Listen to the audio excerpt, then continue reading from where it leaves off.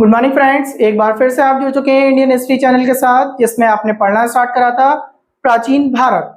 प्राचीन भारत में हमने आपको सिखाया था कि कैसे कैसे हड़प्पा सभ्यता का भारत में आगमन देखा गया है, कैसे कैसे कब पता चला होगा कि भारत में जो है हड़प्पा सभ्यता फैली हुई है।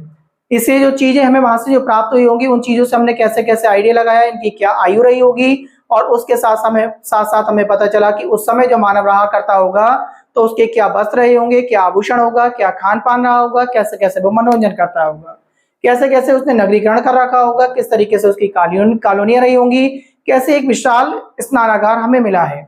ये सारी बातें हम कल पढ़ चुके थे। अपने लेक्चर में हमने आपको सारा पिक्चर के जरिए समझा दिया किस तरीके से इनकी कॉलोनियां रही होंगी, किस तरीके से घर के नक्शे रहे होंगे, घरों में क्या क्या चीज पाई जाती होगी।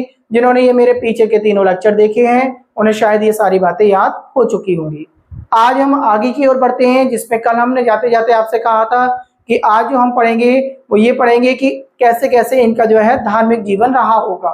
क्या ये धर्म में विश्वास किया करते थे, धार्मिक पूजा पाठ में विश्वास किया करते थे, या ये भी किसी तरीके से जादू टोना टोटके में विश्वास किया करते होंगे। आज हम इस चीज पर गौर देते हुए स्टार्ट करेंगे, लेक्चर की ओर बढ़ते हैं, ज्यादा देर नहीं करेंगे।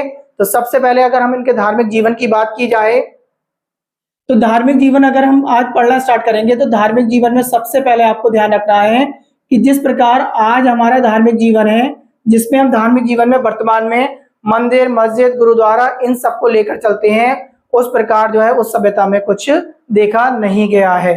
अगर आपसे इस तरीके से कॉम्पिटिटिव एग्जाम में पूछ ले कि धार्मिक जीवन की बात हो रही है और आपसे पूछा जाए कि क्या वहां पर किसी मंदिर की प्राप्ति हुई है, तो आप तुरंत मना कर देंगे कि हमारी जब खुदाई हुई होगी तो उस खुदाई में हमें कोई भी ऐसा साक्ष्य प्राप्त नहीं हुआ है जो ये कहे कि वहां पर कोई भी पूजा पाठ के लिए मंदिर बनाया गया होगा।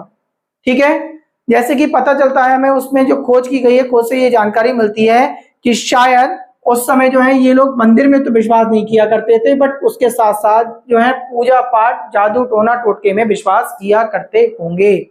जैसे कि जब खुदाई की गई तो सबसे पहले जो चीज हमें प्राप्त होती है, अगर हम बात करें तो दो मूर्तियां बहुत ज्यादा प्राप्त हुई हैं, जिसका नाम है यक्ष और यक्षिणी की मूर्तियां प्राप्त होती है हमें। अगर आपसे बात की जाए यक्ष और यक्षिणी की मूर्तियां किस प्रकार की रही होंगी, तो आपने देखा होगा जैसे कि लाफिंग बुद्धा होता है, तो लाफिंग बुद्धा को अगर जो है थोड़ा पतले साइज में कर दिया जाए तो आप तुरंत समझ जाएंगे इस तरीके की दो मूर्तियां प्राप्त हुई होंगी, यक्ष और यक्षिणी की मूर्तियां प्राप्त हुई हैं, जिनसे हम ये आइडिया लगाते हैं कि शायद इनका पूजा पाठ में विश्वास जरूर रहा होगा, बट मंदिर के साक्ष्य कोई भी प्राप्त नहीं होते हैं। इसके साथ साथ बार बार जब इनकी खुदाई हुई होगी तो खुदाई में सबसे ज्यादा पाया जाने वाला एक श्रृंगी पशु भी पाया गया है।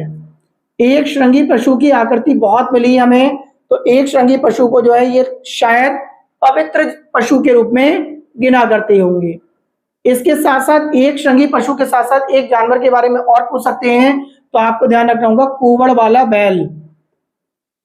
कुवड़ वाला बैल भी इसमें हमने ये पाया है कि शायद ये पवित्र पशु के बारे में जानकारी देता होगा। तो कुवड़ वाला बैल और एक श्रृंगी पशु के बारे में आपको ध्यान रखना है। इसके साथ साथ यक्ष और यक्षिणी की मूर्तियों के बारे में ध्यान रखना है। इनकी क्या आकृति रही होगी, क्या शेप रही होगी, मैंने आपको एक आइडिया दे दिया। जैसे हम लाफिंग बुद्धा को देखते हैं तो उसे अगर थोड़ा पतले साइज में कर दिया जाए तो यक्ष और यक्षिणी पाई जाएंगी आपकी। इसके साथ साथ हमें पता चलता है कि ये पशुपति भगवान की भी पूजा करते होंगे। पशुपति को मैं क्यों कह रहा हूं कि एक मोहर हमें प्राप्त हुई है, बेटा ध्यान से समझेंगे। जो एक मोहर प्राप्त हुई है उस मोहर पर कुछ इस तरीके से आकृति बनी हुई है, जिसमें एक तरफ इनके भगवान पशुपति भगवान बैठे हुए हैं। यहां हमने पशुपति भगवान मान लिए। इनके सिर पर की अगर बात करी जाए तो सिर पर त्रिशूल है, आप ध्यान रखना, त्रिशूल पाया जाता है सिर पर। आपसे पूछा जा सकता है पशुपति भगवान के सिर पर जो है किस तरीके की आकृति है या क्या चीज अंकित की गई है, तो आप तुरंत बता देंगे कि इनके सिर पर क्या होगा, त्रिशूल होगा। और इनके ठीक सामने अगर बात करी जाए तो दो हिरण बैठे हुए हैं आपके। क्या है, हिरण बैठे हुए हैं। दो हिरण के बारे में बात करेंगे आप। एक पशुपति भगवान याद हो गए आपको, एक मोहर प्राप्त हुई है, मोहर से साक्ष्य मिले हैं हमें ये, जिसमें पशुपति भगवान, उनके सिर पर क्या है, त्रिशूल है। ठीक सामने अगर बात करें तो दो हिरण होंगे आपके। इनके दाएं और बाएं की बात करें तो दाएं सिरे पर दो जानवर बैठे हुए हैं। जो दो जानवर होंगे उनके नाम लिख दे रहा हूं। एक जानवर होगा आपका चीता और दूसरा होगा आपका हाथी। चीता और हाथी, तो आप याद कर लेंगे, एक साइड में है चीता और इसी साइड में चीते के साथ कौन सा बैठा है, हाथी। ये दाईं ओर बैठे हुए हैं। आप देखेंगे पशुपति भगवान का मुंह अगर नीचे की ओर होगा तो उनका बायां ये हो गया, दायां ये हो गया। ठीक, अगर इस बाएं सिरे पर देखेंगे तो आपका एक तो भैंसा मिलेगा आपको, और एक नंबर एक भैंसा, और दूसरा जानवर कौन सा मिलेगा, पढ़ चुके होंगे आप, गैंडा। कौन सा जानवर होगा, गैंडा। आप चारों जानवर आपको देखो ये आमने सामने जो बैठे हैं ये ज्ञात हो गए, और उसके साथ साथ अगर देखें तो सामने दो हिरन बैठे हुए वो भी आपको याद हो गया। तो ये क्वेश्चन आपसे पूछा जा सकता है जो मैंने आपको चित्र के जरिए से समझाया। मैं आशा करता हूं ये चित्र के जरिए से आपको बहुत आसानी से समझ में आ गया होगा, और अगर ये चित्र आप अपने नोटबुक पर बना लेंगे तो आपको तुरंत ध्यान आ जाएगा कि सर ने क्या बताया था, कैसे कैसे चित्र बनाया है, एक आपकी मुहर मिली है। ठीक है, ये बात आपको क्लियर हो गई होगी। जब मैं आपको पढ़ा रहा था तो मैंने आपसे कहा था ये मात्र सत्तात्मक रहे होंगे, उसके दो एग्जाम्पल भी बताए थे। एक विशाल स्नानागार के पास जो चेंजिंग रूम मिले थे वो बताए थे मैंने आपको, और उसके साथ साथ मैंने आपसे कहा था कि जो मकान वगैरह घर वगैरह बनाया करते थे उसमें जो दीवार पाई जाती थी उस दीवार से हमने आइडिया लगाया था कि शायद ये जो है मातृशक्ति पर विश्वास करते होंगे, जिससे कि कोई व्यक्ति अगर अंदर प्रवेश करे तो उसे एकदम जो है सामने क्या हो रहा है ये परिस्थिति नजर नहीं आए। ठीक है, तो बात करते हैं हम एक और। हमें ये देखने को मिला है कि मातृशक्ति को इन्होंने क्या बल दिया होगा, एक ईंट प्राप्त हुई है खुदाई में। उस ईंट के बारे में आप ध्यान से समझिए, कभी आपसे पूछ सकता है। तो उस ईंट पर क्या प्राप्त हुआ है, एक जो है गर्भवती महिला के गर्भ से एक पौधा निकलता हुआ दिखाया गया है। तो आप ये समझिए, आइडिया लगाइए, पौधा जो है एक सजीव वस्तु हो गया। सजीव की बात करें तो एक हमारे जो है बच्चे की तरह भांति माना होगा, जैसे महिला के गर्भ से एक बच्चा जन्म लेता है ऐसी पौधे को माना होगा। तो पौधे का जीवन और महिला के जीवन को कितना अच्छा इन्होंने आकर्षण दर्शाया होगा। तो आपको ध्यान रखना, एक ईंट प्राप्त हुई है, उस ईंट पर क्या निशान प्राप्त हुए हैं आप तुरंत बता देंगे, गर्भवती महिला के गर्भ से, गर्भवती महिला के गर्भ से पौधा निकलता हुआ मिला है। मैंने आपको ये लिख दिया है शॉर्ट में, गर्भवती महिला के गर्भ से पौधा निकलता हुआ आपको याद हो जाएगा। इतनी बात शायद आपको क्लियर हो गई होगी। ये एक ईंट प्राप्त हुई है, मैंने आपको ये बता दिया। इसके साथ साथ अगर धार्मिक जीवन की और बात करी जाए तो देखा जाता है इसमें धार्मिक जीवन में कि ये जो है लिंग की वहां पूजा किया करते होंगे, तो लिंग पूजा भी देखने को मिलती है। तो आपसे अगर पूछ लिया जाए तो पूजा में आपको ये भी ध्यान रखना, लिंग पूजा के बारे में सर ने बताया था। तो लिंग पूजा के बारे में भी हमें जानकारी मिलती है, आपको ये भी याद हो गया होगा। ठीक है, लिंग पूजा के साथ साथ अगर बात करी जाए जादू टोने में भी इनका विश्वास रहा है। किसमें रहा है, जादू टोने में। कैसे पता चला हमें जादू टोने में विश्वास रहा होगा, क्योंकि इनके जो कंकाल हमें मिले हैं उन कंकालों पर जो है उनके हाथ में और गले में ताबीज वगैरह देखने को मिले हैं हमें। शायद ये अंधविश्वास में भी विश्वास करते होंगे। तो ये सारी बातें आपको धार्मिक जीवन से रिलेटेड मैंने आपको बताई, ये शायद आपको याद हो गई होंगी। आपने केवल मेरे लेक्चर को सुना, लेक्चर को सुनने से आपको पता चला कि बहुत सारी चीजें जो मैं बताता जा रहा हूँ वो ठीक अपने आप ऑटोमेटिक याद होती जा रही हैं। अभी आप जब लेक्चर ओवर हो जाएगा और इस चीज को अगर आप अपने माइंड में रिवाइज करना चाहें तो आपको देखेंगे कि शायद हमें वो सारी चीजें याद हो गई जो सर ने बताई थी। Is that clear? चलिए आगे की ओर बढ़ते हैं। ये तो हो गया धार्मिक जीवन की बात कर ली हमने, धार्मिक जीवन इनका क्या रहा होगा। अब दूसरी बात करते हैं। कल हमने एक चीज पढ़ाई थी आपको, वो केवल कंफ्यूजन के लिए हमने एकदम ज्यादा चीजें नहीं बताना पसंद करी। क्यों? क्योंकि आप याद करते करते शायद आपको कहीं ना कहीं कंफ्यूजन हो जाती। तो आपसे लिपि के बारे में पूछ सकता है कि लिपि में कितने मूल चिन्ह पाए गए हैं, तो आप तुरंत ध्यान रखेंगे कि सर ने बताया था 64 मूल चिन्ह पाए गए हैं इनकी लिपि में। 64 मूल चिन्ह पाए गए हैं, आपको याद हो गया होगा। इसके साथ और अगर ध्यान रखें तो ये भी पूछ सकता है कितने चित्राक्षर पाई गई है लिपि। तो चित्राक्षर की बात करें तो आप 250 से 400 बोलेंगे। तो चित्राक्षर लिपि की अगर बात करें जाए, जो चित्र के रूप में जो अक्षर दर्शाए गए होंगे वो 250 से 400 के बीच है। ये भी बात आपको याद हो गई।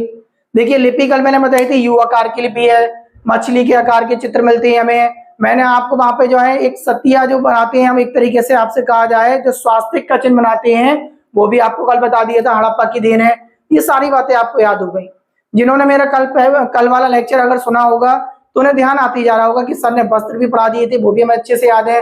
आभूषण भी हमें अच्छे से याद है, अमीर लोग क्या पहना करते थे, गरीब क्या पहना करते थे, खान पीन के बारे में हमें जानकारी है पूरी। हमने 9 तरीके के खाने हमने एकदम आपको याद करा दिए थे। जिन्हें याद नहीं है, जिन्होंने देखा नहीं है, वो कल वाला एक बार लेक्चर देख सकता है। मनोरंजन के साधन मैंने आपको बता दिए थे, लिपि बता दी थी किस तरीके से थे, चित्र बना के समझाया था आपको। अब लिपि के साथ साथ आपको याद हो गया, लिपि में 64 मूलचिन्ह थे और उसके साथ साथ लगभग 250 से 400 चित्राक्षर रहे होंगे। इतनी बात क्लियर हो गई आपके। चलिए अब आगे की ओर बढ़ते हैं। अब जो बात करते हैं, हम आपको एक वही बात पीछे की बात बताना चाह रहे हैं जिससे कि आपको थोड़ा सा ध्यान रहे। मैंने आपको इनके नगर बताए थे। जब मैंने आपको नगर बताए थे तो आपसे कहा था 2 तरीके के टीले पाए जाते हैं, एक पूर्वी टीला और एक पश्चिमी टीला, जिसे हम ए और बी बोला करते थे। शायद आपको ध्यान आ रहा होगा। मैंने आपको बताया था कौन से टीले में मध्यम वर्ग के लोग रहा करते थे और कौन से टीले में पुरोहित रहा करते थे। तो ये क्वेश्चन तो मैंने आपको पहले और दूसरे लेक्चर में सारी चीजें क्लियर करा चुके हैं। अब उनसे भी ज्यादा डीपली कहीं से क्वेश्चन अगर बनता होगा तो वो मैं आज आपके लिए ले आया। शायद ऐसे करके आपसे पूछा जा सकता है, अगर डीपली आप किसी अच्छे एग्जाम को दे रहे हो। तो मैंने आपसे कहा था, आप ध्यान करेंगे कि 2 तरीके के आपके जो है टीले पाया जाया करते थे, बट कुछ स्थान ऐसे भी पाए गए हैं जहां पे 3 टीले पाए गए हैं। तो आपसे पूछा जा सकता है कि कौन से स्थान पर 3 टीले पाए गए, और 3 टीलों की खासियत बताएं हम आपको। एक तो ये हो गया आपका एक पूर्वी टीला, एक पश्चिमी टीला। इसके साथ साथ अगर बात करें, मान लीजिए ये पूर्वी टीला है, ये पश्चिमी टीला हो गया, और ये हो गया मध्यमा टीला। ठीक है। आगे अगर आपसे बात की जाए तो आपसे ये पूछा जा सकता है, इनमें से कितने टीलों की 4 दीवारी थी। 4 दीवारी को रक्षा प्राचीर बोलते हैं। रक्षा प्राचीर क्यों बोलते हैं? क्योंकि 4 दीवारी का काम ही रक्षा करना था उसका। मैंने आपसे बताया था, जो परकोटा बताया होगा आपको, मिट्टी की और पकी हुई ईंटें जिसमें यूज किया जाती थी। तो 4 दीवारी का मतलब आप समझ गए होंगे। तो आपसे पूछा जा सकता है किस किस पर है। तो ऐसे में अगर आपको ध्यान रखें तो दोनों पर ही है, पूर्वी और पश्चिमी टीले पे दोनों पर ही आपका ये 4 दीवारी हो रही है। बताइए, ये बात याद हो गई आपको? ये बात क्लियर हो गई होगी कि जो है पूर्वी और पश्चिमी दोनों टीले पर ही 4 दीवारी है और मध्यमा टीले पर ऐसा कुछ भी नहीं है। क्लियर हो गई? अब बात जो बनती है आपकी, ये बनती है, ये मगर है कहां? तो आपको याद रखना है, ये गुजरात के धोलावीरा में है। मैं आपको लिख दे रहा हूं, गुजरात का कौन सा इलाका है? धोलावीरा। देखिए याद हो गया होगा फिर आपको। पीछे के लेक्चर जिन्होंने सुने हैं उन्हें सिंधु घाटी सभ्यता बहुत अच्छे से याद आ रही होगी, अब याद हो रही होगी। शायद उन्हें ऐसा लग रहा होगा कि सर जो पढ़ा रहे हैं वो इतना डीपली लेके जा रहे हैं कि हमें बुक से भी नहीं खोलनी पड़ेगी।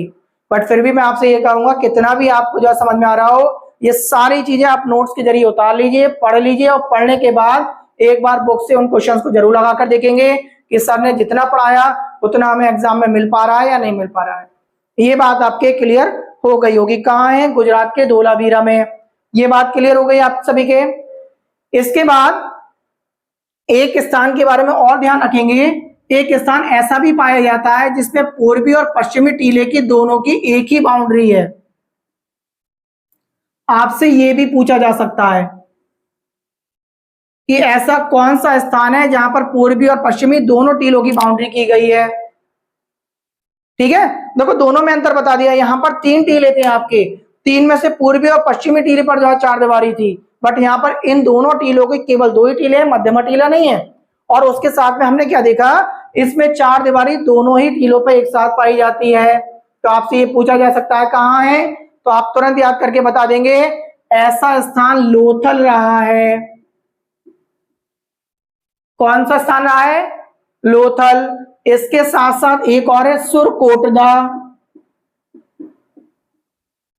सुरकोटदा।